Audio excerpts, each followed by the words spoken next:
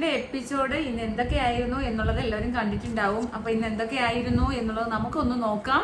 അപ്പൊ എല്ലാവർക്കും എന്റെ ചാനൽ ഇഷ്ടപ്പെടുകയാണെങ്കിൽ എല്ലാവരും സബ്സ്ക്രൈബ് ചെയ്യുക, ലൈക്ക് ചെയ്യുക, കമന്റ് ചെയ്യുക. അപ്പൊ ഇന്നിപ്പോ ലാലേട്ടൻ വന്നിട്ട് ആദ്യം തന്നെ അനീഷിന്റെയും ബിന്നിയും തമ്മിലൊരു കിച്ചൺ പ്രോബ്ലം ഉണ്ടായല്ലോ. അപ്പൊ കിച്ചൺ ടീമിനെ കുറിച്ചിട്ടാണ് ആദ്യം തന്നെ ലാലേട്ടൻ ചോദിച്ചത്. അത് പിന്നെ ഇല്ല, അനീഷും ബിന്നിയും തമ്മിൽ പ്രശ്നം ഉണ്ടായത് ഉറുമ്പ് കാര്യങ്ങൾ അങ്ങനെയൊക്കെയുള്ള സംഭവങ്ങൾ. പക്ഷെ ബാത്റൂമിന്റെ ആ ഒരു സംഭവം പിന്നീട് പറഞ്ഞത് ലാലേട്ടൻ അത് ചോദിച്ചില്ല. അപ്പൊ കിച്ചൺ എന്ന് പറയുമ്പോൾ എപ്പോഴും നമ്മൾ ഫുഡ് ഉണ്ടാക്കുന്ന സ്ഥലം ക്ലീൻ ആയിട്ട് സൂക്ഷിക്കണം. പിന്നെ ഇന്ന കാര്യങ്ങൾ ചെയ്യാന്ന് പറഞ്ഞു കഴിഞ്ഞാൽ നമ്മൾ കഴിഞ്ഞ പ്രാവശ്യങ്ങളിലൊക്കെ ടോപ്പും കാര്യങ്ങളൊക്കെ വൃത്തിയാക്കുന്നത്, ഞാൻ പാചകവും ആ ഒരു കിച്ചൺ ഗ്യാസിന്റെ ടോപ്പൊക്കെ വൃത്തിയാക്കുന്നത് ബെസ്റ്റ് ടീം തന്നെ ആയിരുന്നു എന്നുള്ളതാണ് എൻ്റെ ഓർമ്മ. പക്ഷെ ഇപ്പം അങ്ങനെയൊക്കെയുള്ള കാര്യങ്ങൾ അവർ വൃത്തിയാക്കത്തില്ലെന്ന് അങ്ങനെയൊക്കെയുള്ള സംസാരം ഉണ്ടായിരുന്നു. പക്ഷെ ഇതൊന്നും അല്ല. അവിടെ ബിന്നി തൂത്തതിനെ കുറിച്ച് പാതകത്തിൽ പുൽച്ചൂലുണ്ടായിരുന്നു. ആ പുൽച്ചൂലെടുത്ത് അനീഷ് ഉറുമ്പ് വന്ന് ഇഷ്ടംപോലെ അനീഷ് രാവിലെ ചെന്നപ്പോൾ ഉറുമ്പുണ്ടായിരുന്നു. രാവിലെ ഉറക്കം എഴുന്നേറ്റ് ചെന്നപ്പം അപ്പോൾ ആ ഉറുമ്പിനെ തൂത്ത് കളയുന്നത് ബിന്നി കണ്ടു. അപ്പോൾ ആ ചൂലെടുത്ത് എന്തിനാണ് തൂത്തതെന്ന് ചോദിച്ചുള്ള ക്വസ്റ്റ്യൻ ചെയ്യലും കാര്യങ്ങളൊക്കെ ആയിരുന്നു. അപ്പോൾ അതിനെക്കുറിച്ച് ലാലേട്ടൻ ചോദിച്ചു. പിന്നെ ഫുഡ് ഉണ്ടാക്കുന്നത് എങ്ങനെ, അപ്പോൾ സംസാരം തുപ്പല് വീഴും എന്ന് പറഞ്ഞ് മറ്റൊരു പിന്നെ കഴിഞ്ഞ കിച്ചൺ ടീം ഇപ്പോഴത്തെ കിച്ചൺ ടീം എന്ത് പറയുന്നു, എന്ത് തെറ്റ് ചെയ്യുന്നു നോക്കി നടക്കണം. അത് ശരിയല്ല എന്നുള്ള ലാലേട്ടൻ എടുത്തു പറഞ്ഞു. ഞാൻ എപ്പോഴും ആലോചിച്ചിട്ടുണ്ട്, ഈ സരികയും മുണിയലും കൂടി അവർ എന്തൊക്കെങ്കിലും തെറ്റ് ചെയ്യുന്നു എന്ന് നോക്കി നടക്കുന്ന കുറച്ചൊരു ഒരു ഇത് ഞാനും കണ്ടു. അപ്പം ഞാനത് ആലോചിക്കുകയും ചെയ്തു, അത് ലാലേട്ടൻ ചോദിക്കുമോ എന്നുള്ളത്. പക്ഷെ ലാലേട്ടൻ അത് കൃത്യമായിട്ട് ചോദിച്ചു. കാരണം നമ്മളിപ്പോൾ കഴിഞ്ഞ നമുക്ക് കുക്കിംഗ് അറിയാവുന്ന ഒരാൾക്കാരാണെങ്കിൽ നമ്മൾ വീണ്ടും വരെ നമുക്ക് ചിലപ്പോൾ അറിയാൻ കഴിയില്ല. അപ്പോൾ ഒന്ന് ഹെൽപ്പ് ചെയ്യുക, സപ്പോർട്ട് ചെയ്യുക, അത് ഭയങ്കര ഒരു ഇമ്പോർട്ടൻറ്റ് കാര്യമില്ലേ. അപ്പോൾ അതുകൊണ്ട് ഈ സരികയുടെയൊക്കെ സ്വഭാവം എനിക്ക് അതുകൊണ്ടാണ് എന്തോ ഒരു അപാകത തോന്നിയത്, അതുകൊണ്ടാണ് കേട്ടോ. അപ്പോൾ അതിനെക്കുറിച്ചൊന്ന് സംസാരിച്ചു. ഉറുമ്പ് തൂത്തലും കാര്യങ്ങളൊക്കെ സംസാരിച്ചു. പിന്നീട് സംസാരിച്ചത് നമ്മുടെ രേണു സുധിയും പ്രശ്നമുണ്ടല്ലോ. സെപ്റ്റി ടാങ്ക് എന്ന് അക്ബർ വിളിച്ചപ്പോൾ ഒരാഴ്ച സമയം കൊടുത്തിരുന്നതാണ്. രേണുവിനെ കൊണ്ട് അക്ബർ നല്ലത് പറയിക്കണം. പക്ഷേ രേണു ഭയങ്കരമായിട്ട് ക്ഷമിക്കില്ല, ഞാൻ ക്ഷമിക്കില്ല. അപ്പം എന്തൊക്കെയാണ് രേണുവിൻ്റെ അടുത്ത് അക്ബർ ക്ഷമിക്കാൻ വേണ്ടിയിട്ട് ചെയ്ത കാര്യങ്ങൾ കാണിച്ചു. പക്ഷെ ഭയങ്കര ക്യൂട്ട്നെസ് ആയിരുന്നു കേട്ടോ, ഉള്ളത് പറയാനല്ല. അപ്പോൾ പക്ഷെ രേണു ക്ഷമിക്കില്ല എന്ന് പറഞ്ഞെന്തോ പാട്ട് പാടി, അതൊന്നും നമ്മൾ പക്ഷെ ലൈവിൽ കണ്ടില്ല. പാട്ടോടെ ചപ്പാത്തി കൊടുത്ത് ഞാൻ ലൈവിൽ കണ്ടു, ലവിൻ്റെ ഉള്ള ചപ്പാത്തി. അപ്പോൾ അക്ബർ പറഞ്ഞൊരു വാക്കുണ്ട്, ഞാൻ എൻ്റെ പെണ്ണുമ്പിള്ളയുടെ പുറകെ പോലും ഭാര്യ കല്യാണം കഴിക്കാൻ പോണേ ഭാര്യ ആയിട്ടില്ല, നിൽക്കാൻ കഴിഞ്ഞുള്ളൂ. അപ്പോൾ വൈഫ് ആവാൻ പോകുന്ന കുട്ടിയുടെ പുറകെ പോലും ഇത്രയും നടന്നിട്ടില്ല എന്ന് രേണു ചേച്ചിയുടെ പുറകെ ഞാൻ നടന്നു എന്ന്. അപ്പോൾ എന്തായാലും രേണു ക്ഷമിക്കത്തില്ല എന്ന് പറഞ്ഞു. അപ്പോൾ ലാലേട്ടൻ പറഞ്ഞൊരു കാര്യമുണ്ട്, ക്ഷമയാണ് ഒരു മനുഷ്യൻ്റെ ഏറ്റവും പ്രധാനപ്പെട്ട കാര്യം അല്ലേ. നമ്മൾ ക്ഷമിക്കുക എന്നുള്ളത് ഒരു ത്യാഗം പോലെയാണ്. അത് കാരണം ഒരു കണ്ടന്റാണ് രേണുവിന് ആകപ്പെടെ ഒരു കണ്ടന്റാണ് ഈ നഷ്ടപ്പെട്ടു പോയത്. അപ്പോൾ അങ്ങനെ പറഞ്ഞപ്പോൾ പിന്നെ ക്ഷമിക്കാതിരിക്കാനും പറ്റൂലല്ലോ. അപ്പോൾ എല്ലാവരുടെ അഭിപ്രായം ചോദിച്ചപ്പോൾ എല്ലാവരും പറഞ്ഞു ക്ഷമിക്കുമെന്ന് പറഞ്ഞു. എല്ലാവരുടെ അഭിപ്രായം ക്ഷമിക്കുക എന്നുള്ളതാണ്. കാരണം ഇപ്പോൾ വിളിച്ചു, പക്ഷേ രേണു വിളിച്ച വേട്ടപ്പട്ടി അവിടെ വന്നിട്ടില്ല. അപ്പോൾ അതും രേണു പറയണേ, ഞാൻ വേട്ടപ്പട്ടി ഞാൻ വിളിച്ചിട്ടുണ്ടായിരുന്നു, അതും എന്നോട് ക്ഷമിച്ചേക്കാൻ തിരിച്ചങ്ങ് പറഞ്ഞെങ്കിൽ അത് ഭയങ്കര കുറച്ചും കൂടി രേണുവിന് പോസിറ്റീവായനെ. പക്ഷെ അത് രേണു പറഞ്ഞില്ല. അപ്പോൾ ക്ഷമിച്ചു. പിന്നെ അത് ഇനി എന്നോട് ഒരു കാര്യം കൂടി ലാലേട്ട എന്നോട് ഇനി മേലിൽ ഇങ്ങനെ പറയരുത്. അപ്പോൾ ലാലേട്ടൻ തിരുത്തി പറഞ്ഞു, എന്നോടൊന്നല്ല, ലോകത്തിൽ ഒരു പെണ്ണിനോടും അങ്ങനെ പറയാൻ പാടില്ല. കറക്റ്റാണ് അല്ലേ. നമ്മളൊരു സെപ്റ്റി ടാങ്ക് എന്നൊക്കെ പറയുന്നത് വളരെ മോശമായിട്ടുള്ള ഒരു സെൻറ്റൻസ് ആണ്. ഞാൻ അതിനെക്കുറിച്ച് ഞാൻ വീഡിയോ ഇട്ടു, അതൊന്നും ആർക്കും കാണണ്ട. രേണു ഫാൻസ്, രേണു ആറുന്നില്ല, രേണു PR-കൾക്ക് അതൊന്നും കാണണ്ട. നമ്മൾ നമ്മൾ നല്ലത് കണ്ടാൽ നല്ലത് പറയും. കാരണം അത് മോശമായ ഒരു വാക്കാണ്. രേണു നല്ല ഒരു പെൺകുട്ടിനെ ഒരു പെണ്ണിനെയും പിടിക്കാൻ പാടില്ല, ആണെയും പഠിക്കാൻ പാടില്ല. സെപ്റ്റി ടാങ്ക് എന്നൊക്കെ വിളിക്കുന്ന പിന്നെ വേണമെങ്കിൽ പറയായിരുന്നു, ഞാൻ പുതിയ ഒരു സെപ്റ്റി ടാങ്ക്, പുതിയ ഒരു ക്ലോസറ്റ് കാണുമ്പോൾ നല്ല ഭംഗിയല്ലേ, ഭയങ്കര ക്യൂട്ട്, അങ്ങനെയുള്ള ഒരു ഇത് തോന്നുന്നു. കാരണം ഓവൽ ഷേപ്പ് ഫേസ് അല്ലേ. ഇപ്പം എൻ്റെ ആയാലും രേണുവിൻ്റെ ആയാലും ഇപ്പോൾ ഏറ്റവും കൂടുതൽ പറയുന്നത് ഇവിടെ ഏറ്റവും കൂടുതൽ സൗന്ദര്യമുള്ള ആൾക്കാരുടെ ഫേസ് എന്ന് പറഞ്ഞാൽ ഓവൽ ഷേപ്പ് എന്നാണ് പറയുന്നത്. ഓവൽ ഷേപ്പാണ് സൗന്ദര്യത്തിൻ്റെ ലക്ഷണം എന്നൊക്കെ പറയുന്നേക്കാം. ഞാൻ എന്നെ തന്നെ പറയുന്നത് കേട്ടോ. അപ്പോൾ ഓവൽ ഷേപ്പ് ഫേസ് ഉള്ള ആൾക്കാർ കുറച്ച് സൗന്ദര്യമുള്ളവർ അതേ രീതിയിലങ്ങ് ചുമ്മാ ഓമിച്ചാൽ മതിയായിരുന്നു. സ്ത്രീകളെന്ന് പറയുമ്പോൾ സൗന്ദര്യം ഉണ്ട് എന്ന് കേൾക്കുമ്പോൾ തന്നെ പിന്നെ ബാക്കിയുള്ളതെല്ലാം ക്ഷമിച്ചേനെ. അപ്പോൾ ഈ അക്ബറിന് അതിൻ്റെ അത്രയ്ക്കും ഇത് കിട്ടിയില്ല. ഞാനങ്ങനെ പറഞ്ഞു കൊടുത്തത് അക്ബറെ അങ്ങനെ ചെയ്ത് പോയി പറയാൻ പറഞ്ഞേനെ. അപ്പം രേണു ഓൾറെഡി ക്ഷമിച്ചില്ല. അപ്പം എന്തായാലും രേണു ക്ഷമിച്ചു. അത് ഭയങ്കര ആ ഒരു സെഗ്മെന്റ് കഴിഞ്ഞു, കുഴപ്പമില്ലായിരുന്നു, നന്നായിട്ട് കഴിഞ്ഞു. ലാലേട്ടൻ താങ്ക് യു രേണു എന്നൊക്കെ പറഞ്ഞു. ലാലേട്ടനും ഇഷ്ടപ്പെട്ടു. പിന്നെ അടുത്തതെന്ന് പറഞ്ഞാൽ ക്യാപ്റ്റനെ കുറിച്ച് ഓരോരുത്തരുടെ അഭിപ്രായമാണ് ചോദിച്ചത്. അപ്പോൾ രണ്ട് ക്യാപ്റ്റന്മാർ എന്ത് പറഞ്ഞാലും ഈ അനീഷ് പറയുമല്ലോ, ഞാനും ക്യാപ്റ്റനാണ്. അപ്പം യഥാർത്ഥത്തിൽ പറഞ്ഞാൽ പുള്ളി കിച്ചൺ ടീമിൻ്റെ ക്യാപ്റ്റനാണ്, മറ്റേ ക്യാപ്റ്റനാണ്. അപ്പോൾ ഷാനവാസ് കുറേ കാര്യങ്ങളൊക്കെ ഓരോരുത്തർ ഏൽപ്പിക്കുമല്ലോ, അവിടെ പോയി എടുത്തിട്ട് വാ, ഇവിടെ പോയി എടുത്തിട്ട് വാ എന്ന് പറഞ്ഞാൽ ഈ സ്റ്റോർ റൂമിൽ നിന്നൊക്കെ എന്തെങ്കിലുമൊക്കെ എടുക്കാനൊക്കെ ഏൽപ്പിക്കുമല്ലോ. അപ്പോൾ പിന്നെ അപ്പോൾ എല്ലാവരും പറഞ്ഞു ഡബ്ബിങ് അനീഷാണ്, ഷാനവാസ് ക്യാപ്റ്റൻ ആണെങ്കിൽ ഡബ്ബിങ് അനീഷാണെന്ന് പറഞ്ഞു. പിന്നെ എല്ലാവരും ഷാനവാസിന്റെ ക്യാപ്റ്റൻസി എല്ലാവർക്കും ഇഷ്ടമാണെന്ന് പറഞ്ഞു.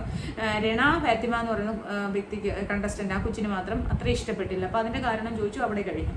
പിന്നെ പുതിയ ക്യാപ്റ്റനായിട്ട് 3 പേരായിരുന്നു നോമിനേഷൻ ഉണ്ടായിരുന്നത്. നമ്മൾ അഭിലാഷും അതുപോലെ തന്നെ ആര്യൻ, ജിസേൽ.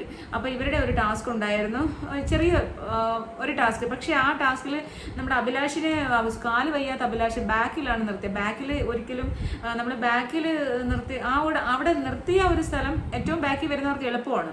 ഫ്രണ്ടിൽ നിർത്തി കഴിഞ്ഞാൽ ബാക്കിൽ വരുന്നവർക്ക് എപ്പോഴും എളുപ്പമാണ് തള്ളിയിടാൻ വേണ്ടിയിട്ട്. അപ്പോൾ ആര്യൻ പെട്ടെന്ന് തന്നെ ചവിട്ടി വന്നു, കാരണം അബിക്ക് കാല് വയ്യല്ലോ. അപ്പോൾ അതിൻ്റെ ഒരു ചെറിയ ഒരു ബുദ്ധിമുട്ടുണ്ടായിരുന്നു. അതുകൊണ്ട് തന്നെ ആദ്യം തന്നെ അബിനെ പുറത്താക്കി. പിന്നെ അതിന് കഴിഞ്ഞ് ജിസേലിന്റെ വീല് പൊക്കി ഇപ്പുറത്ത് വെച്ചു. അപ്പോൾ ഏത് വിധേനയിലും അവരെ ഔട്ടാക്കായിരുന്നു. ആ സൈക്കിളിന്റെ ടയർ പുറത്ത് ആ റൗണ്ടിന്റെ പുറത്ത് വന്നാൽ മതിയായിരുന്നു. അങ്ങനെ ആ ടാസ്കിൽ ആര്യൻ ജയിച്ചു. അങ്ങനെ പുതിയ ക്യാപ്റ്റൻ, മൂന്നാമത്തെ ബിഗ് ബോസ് സീസൺ 3ാമത്തെ ആഴ്ചയിൽ 7ലെ 3ാമത്തെ ആഴ്ചയിലെ ക്യാപ്റ്റൻ എന്ന് പറയുന്ന ആര്യനാണ്. അപ്പോൾ ഇതാണ്. അപ്പോൾ പിന്നെ ലാലേട്ടൻ കുറേ കാര്യങ്ങൾ ഓരോരുത്തരെയും വിളിച്ച് പിന്നെ നോമിനേഷനിലുള്ള ഈ ആഴ്ചത്തെ എവിക്ഷൻ നോമിനേഷനുള്ള ആൾക്കാരെയൊക്കെ വിളിച്ച് കുറേ പേര് ആദ്യമൊക്കെ സേഫാക്കി. പിന്നീട് വരുന്നത് 3 പേരായിരുന്നു. നമ്മുടെ എന്താ പറയുക, നെവിൻ പക്ഷേ രസമാണ്. നെവിൻ എനിക്ക് ഭയങ്കര എന്താ പറയുക, കള്ളത്തരമൊക്കെ ഉണ്ടെങ്കിലും ഭയങ്കര കോമഡി കണ്ടു, ഭയങ്കരമായിട്ട് കിടന്ന് ചിരിപ്പിച്ചു. ഈ സംസാരം ഇങ്ങനെ കണ്ണൊക്കെ വെച്ചില്ല, പേടിച്ചിട്ടുള്ള ലാലേട്ടനെ കാണുമ്പോൾ പേടിച്ചിട്ടുള്ള ഒരു സംസാര രീതി എനിക്ക് ഭയങ്കര ഇഷ്ടമുണ്ട് കേട്ടോ. ഞാനവിടെ ചിരിച്ചും മറഞ്ഞു, നിങ്ങളെല്ലാവരും ചിരിച്ചിട്ടുണ്ടാവും.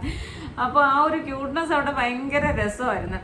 അപ്പോൾ അങ്ങനെ നെവിൻ, അതുപോലെ തന്നെ നമ്മുടെ ശൈത്യ ആയിരുന്നു യഥാർത്ഥ പറഞ്ഞ ഇന്ന് പുറത്തു പോകുമെന്ന് വിചാരിച്ച ഒരാൾ ശൈത്യയാണ്. പക്ഷെ അനിമോൾ ശൈത്യമായിട്ട് നല്ലൊരു ഫ്രണ്ട്ഷിപ്പ് ഉണ്ടല്ലോ. പക്ഷെ ആ ഫ്രണ്ട്ഷിപ്പ് ഒന്നും അനിമോളെ സംബന്ധിച്ച് അനിമോൾ ഇന്ന് ഇപ്പൊ ഇത് കഴിഞ്ഞിട്ട് ലൈവിൽ പറയുന്നുണ്ടായിരുന്നു, നീ ഇൻഡിവിജ്വൽ പ്ലെയറാണ്, നീ എന്നോട് സംസാരിക്കാൻ മറ്റുള്ളവർ നിന്നോട് വന്ന് പറയുമ്പോൾ നിങ്ങൾ ആരാണ്, നിങ്ങൾ എന്തിനാണ് എന്നോട് പറയുന്നത്, നിങ്ങൾ നേരിട്ട് പോയി ചോദിക്കാൻ പറയുന്നൊക്കെ പറഞ്ഞ് അനിമോൾ പറയുന്നുണ്ടായിരുന്നു. അപ്പൊ അനിമോളിന് നന്നായിട്ട് കളിക്കാനുള്ളൊരു സാധ്യതയാണ് അവിടെ കാണുന്നത്.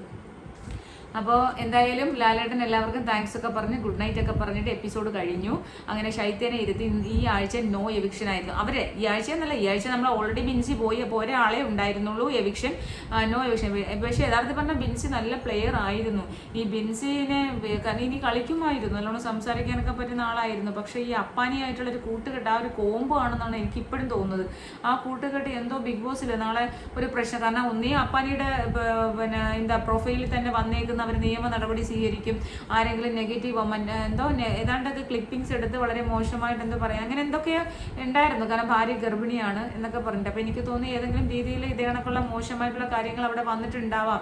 ഏതെങ്കിലും പിള്ളേരുമായിട്ടുള്ള കോമ്പോയോ അങ്ങനെ എന്തെങ്കിലും വന്നിട്ടുണ്ടെങ്കിൽ അത് മോശമാവില്ലേ. അപ്പോൾ അങ്ങനെയൊക്കെയുള്ള വെച്ചിട്ട് എന്ത് നിയമ നടപടി, എവിടം വരെ നിയമ നടപടി എന്നൊക്കെ പറഞ്ഞു കഴിഞ്ഞാൽ ഇത് ചുമ്മാ ഇങ്ങനെ പറഞ്ഞു പോലീസ് കേസ് കൊടുത്ത് പോലീസുകാർക്ക് ഇതാണോ പണി? പിന്നെ ബിഗ് ബോസിൽ പോകുന്ന ആൾക്കാരെല്ലാം, ഇത് ബിഗ് ബോസ് എന്ന് പറഞ്ഞ റിയാലിറ്റി ഷോ ആണ്. അവിടെ കാണിക്കുന്ന എന്തെങ്കിലുമൊക്കെ കാണിച്ചു കഴിഞ്ഞാൽ എല്ലാവരും അത് പറയും. കാരണം എല്ലാവർക്കും ഫ്രീഡം ഓഫ് സ്പീച്ച് എന്ന് പറയുന്ന ഒരു സംഭവം തന്നെ ഭരണഘടനയിലുള്ളതാണ്. നമ്മുടെ മൗലികാവകാശങ്ങളാണ്, സംസാരിക്കാനുള്ള അവകാശം. അവരെ ഡിഫോമേഷൻ ചെയ്യാതിരുന്നാൽ മതി. ഡിഫോമേഷൻ എന്ന് പറഞ്ഞാൽ ഇപ്പം നമ്മൾ ഒരാൾ അവിടെ എന്തെങ്കിലും കാണിച്ച്, ഇവർ റിയാലിറ്റി ഷോയിലല്ലേ പോയിരിക്കുന്നത്. അപ്പോൾ അവരുടെ കാണിക്കുന്ന മുഴുവൻ കാര്യങ്ങളും ജനങ്ങൾ കണ്ടുകൊണ്ടിരിക്കുകയല്ലേ. അപ്പോൾ അത് പറയുന്നതിന് എന്താണ് അവിടെ തെറ്റ്? ഇത് നമ്മൾ കാണിക്കാത്ത ഒരു കാര്യം, നമ്മളിപ്പോൾ ഒരു ചെയ്യാത്ത, ഇപ്പം ഞാൻ ഒരുത്തൻ്റെ കൂടെ ഓടിപ്പോയി എന്ന് ഒരാൾ പറഞ്ഞു പരത്തിയാൽ, അല്ലെങ്കിൽ ഞാൻ ഒരുത്തനുമായിട്ട് അവിടെ വേറെ ഇതാ പരിപാടി ചെയ്തു എന്ന് പറഞ്ഞു പരത്തിയാൽ അതെൻ്റെ അഭിമാനത്തിന് ചോദ്യം ചെയ്യുന്നതിന് തുല്യമാണ്. അപ്പോൾ അങ്ങനെ ചെയ്തിട്ടില്ലെങ്കിൽ എനിക്ക് ഡിഫോമേഷൻ കേസ് കൊടുക്കാം. പിന്നെ എൻ്റെ പേരിന് കളങ്കമുണ്ടാക്കുന്ന കളങ്കമുണ്ടാക്കുന്ന കാര്യങ്ങൾ ചെയ്തു കഴിഞ്ഞാൽ എനിക്ക് ഡിഫോമേഷൻ.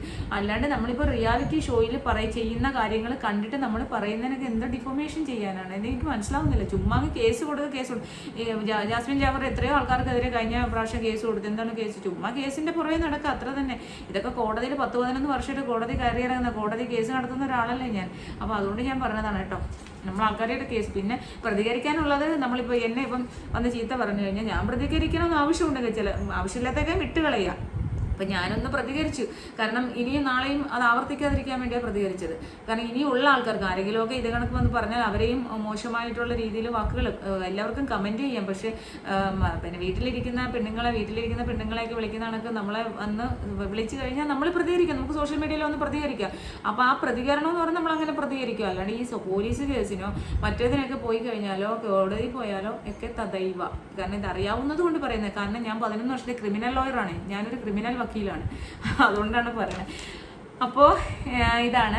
അപ്പം ഞാൻ ചില ആൾക്കാരൊക്കെ കമൻറ്റ് പറഞ്ഞു ഞാൻ രേണു സുധിയുടെ ഒരു കട്ടുണ്ടെന്ന് കേട്ടോ. അപ്പോൾ എനിക്ക് സന്തോഷമായി, കാരണം എനിക്ക് രേണുവിന് ഇഷ്ടമാണ്, രേണുവിൻ്റെ ഫേസ് ഇഷ്ടമാണ്, കാരണം കനം കുറഞ്ഞ കുഞ്ഞു ഫേസ്, ഓവൽ ഷേപ്പ് ഫേസ്.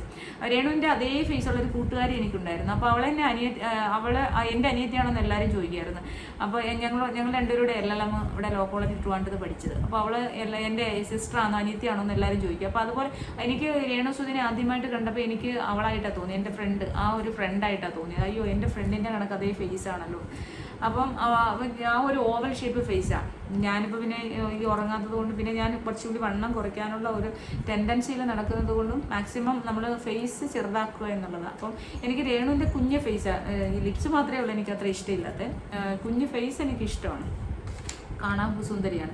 അപ്പോൾ അതുകൊണ്ട് തന്നെ രേണുവിനെ കട്ടുണ്ടെന്നൊക്കെ പറയുന്നതിന് കുഴപ്പമൊന്നുമില്ല കേട്ടോ. അത് ചിലപ്പോൾ ആയിരിക്കും ആൾക്കാർ ആയിരിക്കും എന്നെ അങ്ങനെ തളർത്തുമെന്ന് വിചാരിച്ചിട്ടാണെങ്കിൽ വെറുതെയാണ്. എനിക്ക് രേണുവിനെ സൗന്ദര്യത്തിൽ എനിക്ക് ഇഷ്ടമാണ്, ആദ്യം അത് മനസ്സിലാക്കുക. പിന്നെ രേണുവിൻ്റെ സ്വഭാവമാണ് എനിക്ക് ഇഷ്ടമില്ലാത്തത്, കാരണം ഈ കള്ളം പറച്ചിലും ഈ ഒരു മോശമായ ആൾക്കാരെ യാതൊരു തരത്തിലുള്ള വിലയും കൊടുക്കാതെ നിന്ദിക്കലും നന്ദിയില്ലായ്മയാണ് എനിക്ക് ഇഷ്ടമില്ലാത്തത്. അതവിടെ ഞാനത് പറഞ്ഞു കഴിഞ്ഞു. ഇനി എന്തെങ്കിലും എനിക്ക് മുന്നിൽ ഇനിയും വരുന്നുണ്ടെങ്കിൽ മാത്രമേ ഇനി ഞാൻ ആ വിഷയം പറയൂ. വേറെ ഒരുപാട് വിഷയങ്ങൾ നമുക്കിനിയുണ്ട്. അപ്പോൾ ഇത്രയൊക്കെയാണ് ലൈവ് അപ്ഡേഷൻസ്. അപ്പോൾ ലാലേട്ടൻ എന്തായാലും സന്തോഷത്തോടെ പോയി, ആരെയും എവിക്ഷൻ ഇല്ല.